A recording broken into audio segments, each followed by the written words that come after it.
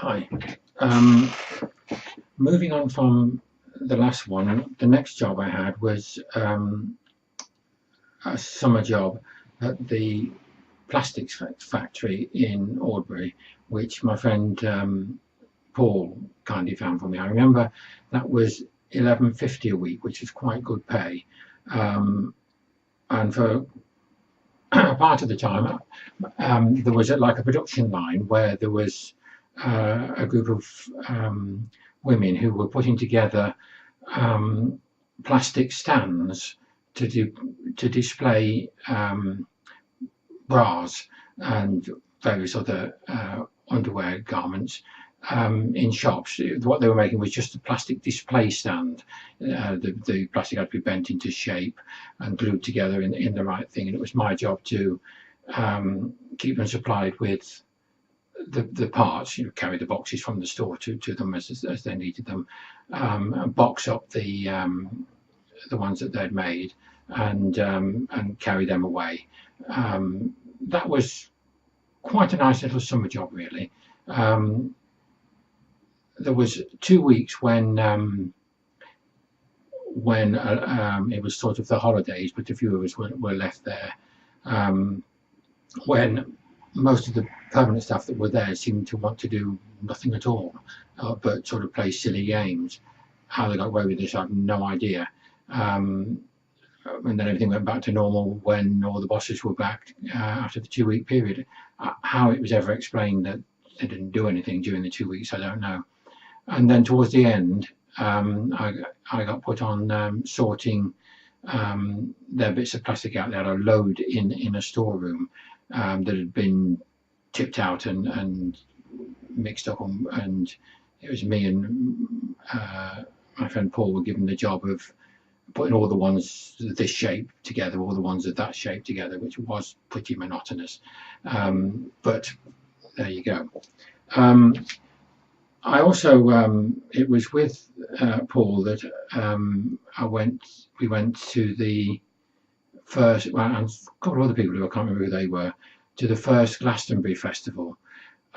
All I can remember about it was queuing for ages down this country lane with the traffic driving on the same way down both sides of the road. What happened is we want to go the other way, I don't know.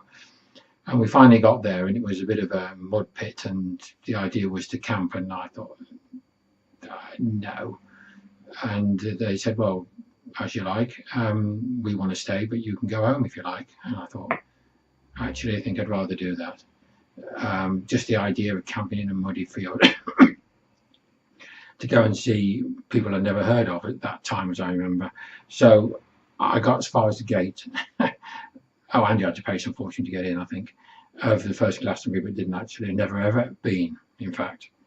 But we did go to the Reading Blues Festival, and that I quite enjoyed. It was around about the same time, probably just afterwards. I remember seeing Arthur Brown, when his fire display. I've always been fascinated by fire. I really enjoyed seeing him. But you couldn't get a bit nearer the front, but that's how it is at these things, isn't it? Saw other people as well that I don't really remember, but I'm sure they were famous at the time. Another thing I did with him was we went once to London to go to we thought we'd go to a demonstration there, having been to one, and the demonstration that happened to be on was a protest about the Junta that had taken over in Greece. The military had taken over the government in Greece, and I think it was Nana Mouskouri, if I remember right, that was giving the speech. So we went to the demonstration, and well, it was in Trafalgar Square. We stood there, listened to what she had to say, heard her sing a song.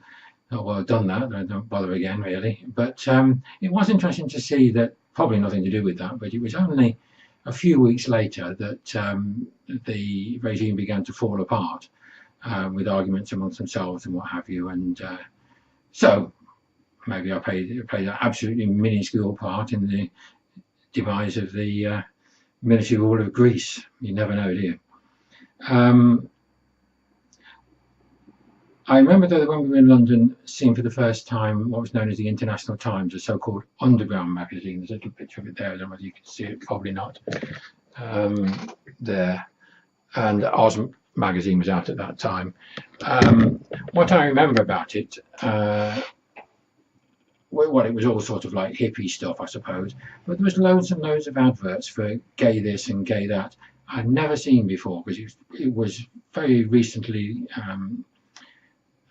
homosexual acts had just been legalised, and there were all these adverts for gays to contact each other in this magazine. Why did they put it in a sort of hippie magazine, or why a hippie magazine would be full of gay adverts? I have no idea, but I remember thinking that and thinking they seemed two contradictory cultures to me at the time, but actually maybe not. Maybe it does indeed go together. On that thing, I suppose I'll stop there.